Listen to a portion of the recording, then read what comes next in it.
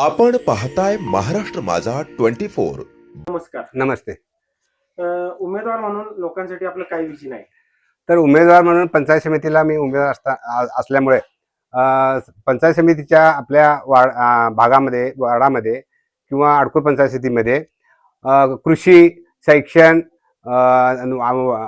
आरोग्य आणि जल म्हणजे पाणी व्यवस्थापन, तसेच युवकासाठी क्रीडा क्षेत्र या गोष्टीचं आणि अडकूर पंचायत समिती ही जिल्हा परिषद आणि ग्रामपंचायतीचं माध्यम असून त्यांच्यात मात्र जिल्हा परिषद मार्फत येणाऱ्या सगळ्या स्कीमा आपल्या भागात आणून भागाचा विकास करणं हेच आमचं ध्येय आहे. कोणते प्रश्न महत्त्वाचे वाटतात? भागात फिरताना तसेच दळणवळणाचे म्हणजे सुरुवातीला रस्ते हे चांगले पाहिजेत आणि त्याची राजेसाहेबांनी सुरुवात केलेली आहे, पण ह्याच्यापेक्षा सुद्धा प्रत्येक गावामध्ये रस्ता होणं गरजेचं आहे.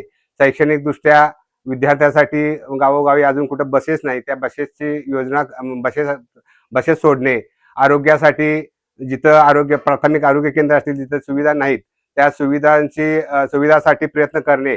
मग त्यासाठी अजितदादा आणि नंदाताईंच्या पण मार्गदर्शनाखाली आम्ही बरेच वर्ष आता बाबा कुप्पेकरांचे कार्यकर्ता काम केल्यामुळं त्यांचे सुद्धा आम्हाला पुरोगामी विचार आम्ही पुढे नेण्यासाठी अजित पवारांचं सुद्धा जे अपघाती निधन झालं असलं तरी त्यांचे विचार आचार अजून जिवंत आहेत आणि ते विचार आचार पुढे लोकांपर्यंत पोहोचून लोकांचं जर विकास करायचा असेल तर आम्हाला चांगल्या पद्धतीनं काम करावं लागणार. भागात दौरा करताना जनतेचा प्रतिसाद कसा आहे?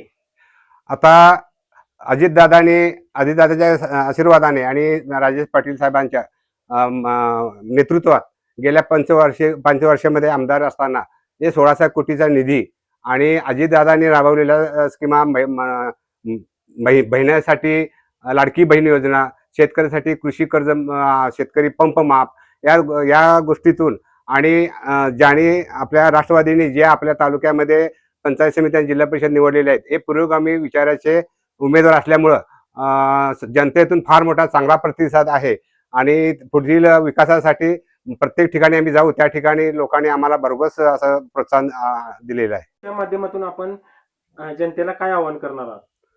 तर राष्ट्रवादी काँग्रेस पक्षामार्फत आपले एकूण जिल्हा परिषद 4 आणि पंचायत समितीचे 8 असे एकूण 12 उमेदवार रिंगणात आहेत. त्यांना येत्या 7 तारखेला घड्याळावर मतदान करून विजयी करा हीच अजितदादांना श्रद्धांजली असेल आणि त्यासाठी आपण सर्वांनी जनतेनं घड्याळाला मतदान करा.